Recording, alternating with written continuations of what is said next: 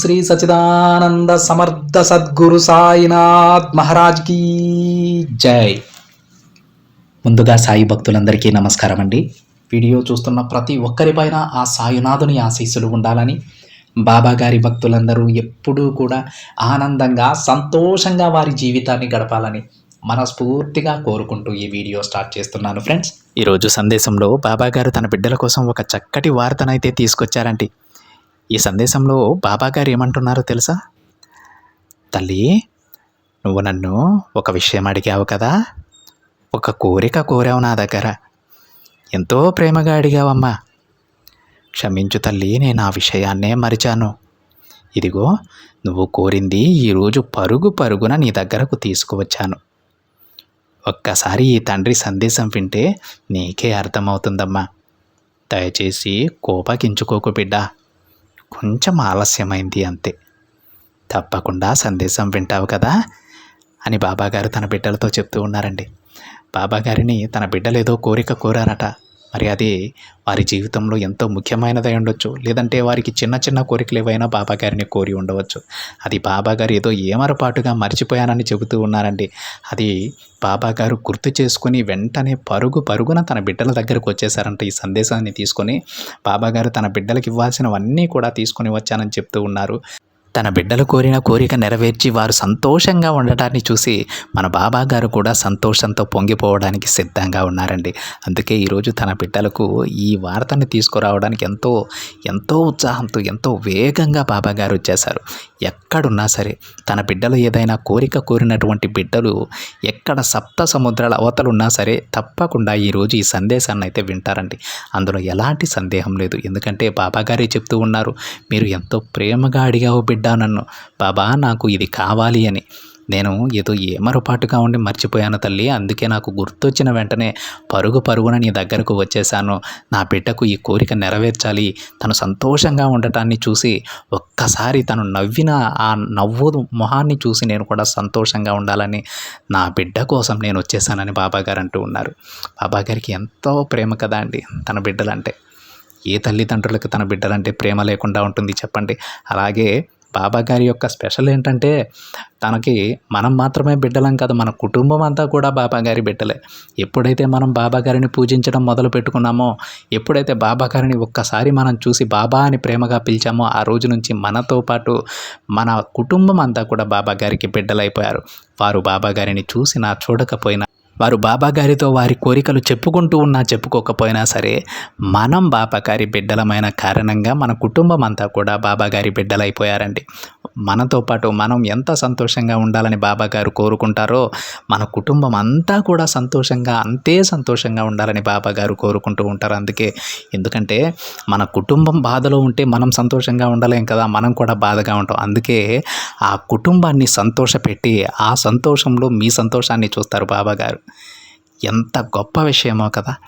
మనం బాబా గారిని వేడుకుంటూ ఉన్నాం, మనం బాబా గారి బిడ్డలమే, మన సంతోషం మాత్రమే ఆయన చూడాలి. కానీ కుటుంబం బాధలో ఉంటే ఎవరు మాత్రం సంతోషంగా ఉండగలరు చెప్పండి. అందుకే వారి కుటుంబం అంతా సంతోషంగా ఉండేలా చూసి వీళ్ళు కూడా తన బిడ్డలు కూడా సంతోషంగా ఉండేటట్టు బాబా గారు చూసుకుంటారు. అందులో ఎలాంటి సందేహం లేదండి. వాళ్ళు ఎంత సంతోషంగా ఉంటే మీరు ఏమీ ఆలోచించరో, ప్రశాంతంగా ఉంటారో, మీరు ఎంతో సంతోషంగా ఉంటారో, వాళ్ళకి అంత ఆనందాన్ని ప్రసాదిస్తారు బాబా గారు. ఎందుకంటే మీరు సంతోషంగా ఉండటం బాబా గారికి కావాలి కాబట్టి, తన బిడ్డలు ఎప్పుడూ నవ్వుతూ ఉండాలి కాబట్టి, ఎంతో ఆనందంగా ఉండాలి కాబట్టి, వారి మనసులో ఎలాంటి ఆందోళన ఉండకూడదు కాబట్టి, మన కుటుంబంలో ఉన్నటువంటి చీకు చింతలన్నీ కూడా తీసి పక్కన పడేసి కుటుంబాన్ని అంతా కూడా జాగ్రత్తగా చూసుకుంటాడండి. మనకు ఒక కాపలాగా నిలబడిపోతారు బాబా గారు. నిజంగా చెప్పాలంటే ఒక వాచ్మెన్ డ్యూటీ చేస్తారండి. తన బిడ్డలకు ఒక రక్షణ కవచంలో నిలబడి కంటి మీద కునుకు లేకుండా ఏదైనా ఆపద ఎదురవుతుంది అంటే ప్రతి క్షణం ఏదో ఒక సందేశాన్ని ఇస్తూ ఉండటము, ఏదన్నా జాగ్రత్తలు చెప్పుకుంటూ ఉండటము, ఏదో ఒక విధంగా వాళ్ళని రక్షించుకుంటారు.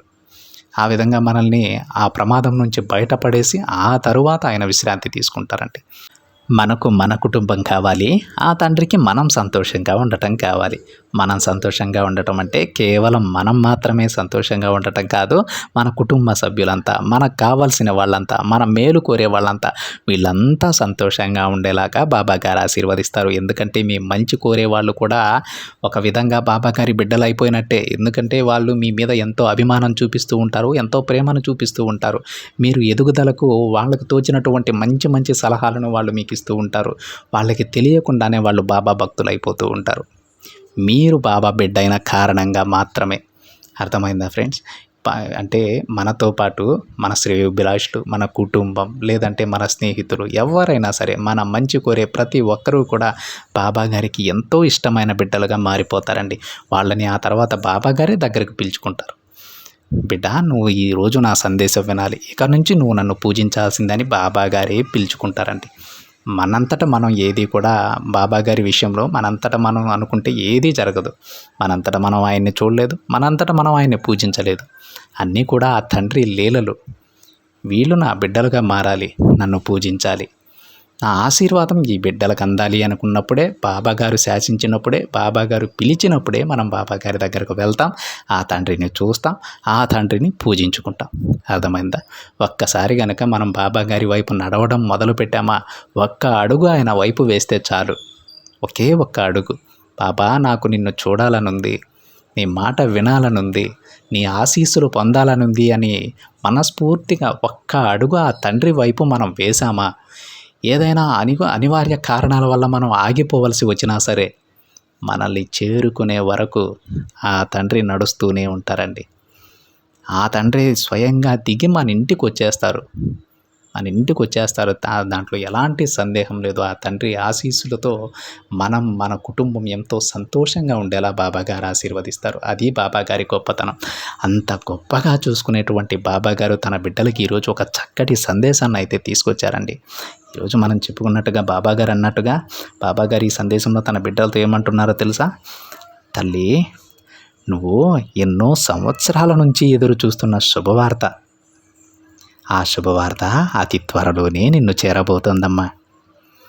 ఇదే నువ్వు నన్ను చాలా రోజుల క్రితమే అడిగావు బిడ్డ. ఏదో ఏమరపాటుగా ఉండి మర్చిపోయాననుకున్నాను, కానీ కాదు తల్లి. దాని కారణంగా నీ జీవితంలో కొన్ని చిక్కులు ఎదురవబోతూ ఉన్నాయి. వాటిని సరిచేసి ఆ కోరిక తీరుద్దామని కొంచెం ఆలస్యం చేశానంతే. ఆ కోరిక నీ జీవితంలో వెలకట్టలేని ఆనందాన్ని తీసుకువస్తుందమ్మా. ఆ ఆనందాన్ని నీకు చివరిదాకా అందించాలని దానికి ఎదురయ్యే చిక్కులన్నీ తీసేసి ఆ తరువాత ఆ కోరిక నెరవేరుద్దామని కొంచెం ఆలస్యం చేశాను. బాధపడ్డావా తల్లి? నీ తండ్రిపై అలిగావా? కోప్పడకు. ఇక ఆలస్యం చేయనులే, వెంటనే నీ కోరిక నెరవేరుస్తాను. అవును బిడ్డ, నువ్వు మొన్నటికి మొన్న ఒక చిన్న కోరిక కూడా కోరావు తల్లి. దానిని నేను ఏమరపాటుగా మర్చిపోయానని చెబుతూ ఉన్నాను. అది వెంటనే గుర్తొచ్చిందమ్మా. నీ చిరకాల కోరికతో పాటు నువ్వు నన్ను కోరిన ఆ చిన్న కోరిక కూడా తీర్చి నా బిడ్డ మొహంలో సంతోషం చూడాలని ఉంది నాకు.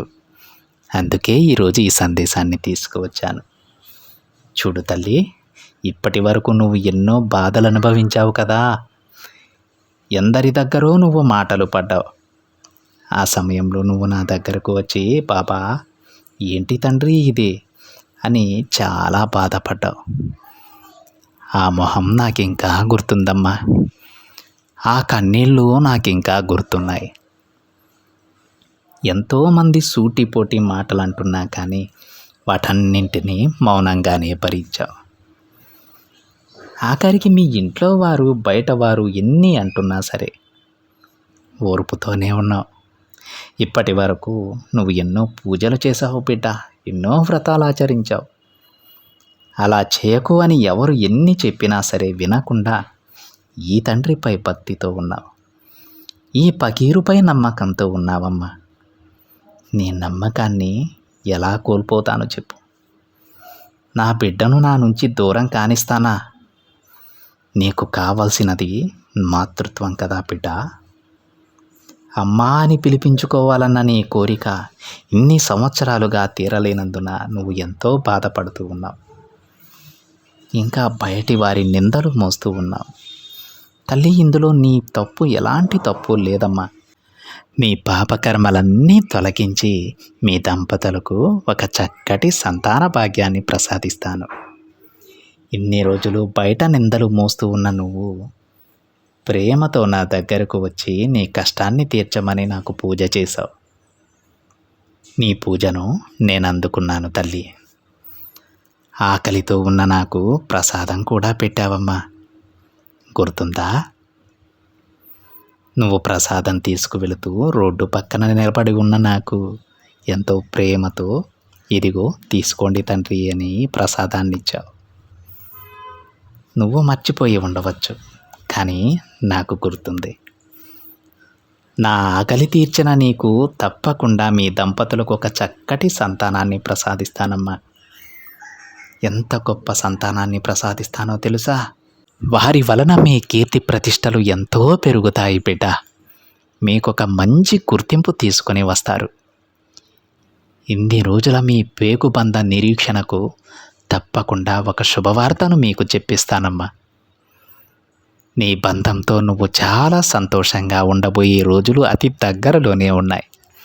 మీ ఇద్దరూ ఆనందపడే రోజులు, మీ ఇద్దరూ ఎదురు చూసినటువంటి క్షణాలు అది కొద్ది రోజులలోనే నెరవేరబోతున్నాయి తల్లి. తప్పకుండా నువ్వు అమ్మా అని పిలిపించుకుంటావు, నువ్వు నాన్న అని పిలిపించుకుంటావు బిడ్డ. మీకు ఎలాంటి ఆందోళన వద్దు, నేనున్నాను కదా, అన్నీ నేను చూసుకుంటాను. ఇన్ని రోజులు ఆసుపత్రుల చుట్టూ తిరుగుతూ విసిగిపోయారు కదా బిడ్డ. ఈసారి మీరు కలబోయే వైద్యుడు మీకు ఒక శుభవార్త చెబుతాడమ్మా. మీ సంతాన ప్రాప్తికి ఒక మార్గాన్ని చెబుతాడు. నేనే ఆ మార్గాన్ని చెప్పిస్తాను. నీ బాధనంతా నేను విన్నాను తల్లి. అతి త్వరలోనే నీ కోరిక నెరవేరుస్తానమ్మా. పండంటి బిడ్డకి నువ్వు జన్మనిస్తావు. నిన్ను చూసి నవ్విన వారే నీ అదృష్టాన్ని చూసి ఆశ్చర్యపోతారు.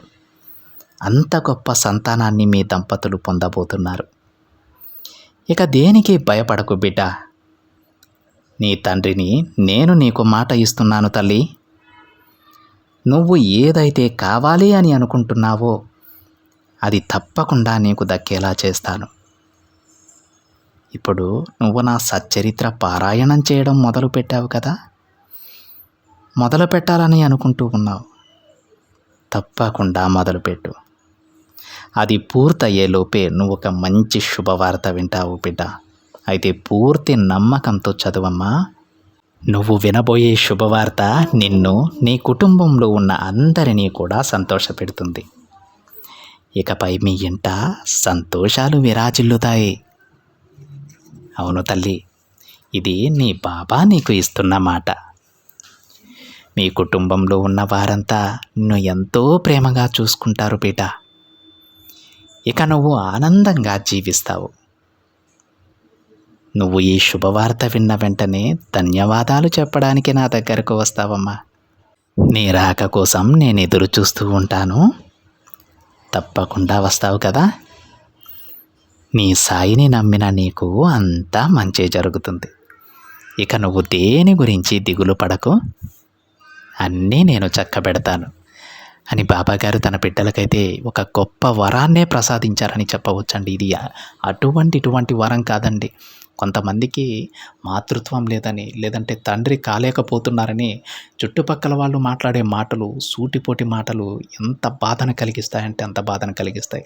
అలాంటి వారికి ఒక గొప్ప వరాన్ని ఇస్తున్నారండి. వాళ్ళెవరు తల్లి, డాక్టర్లు ఎవరో చెప్పడానికి ఆ విధినే మారుస్తాను నేను.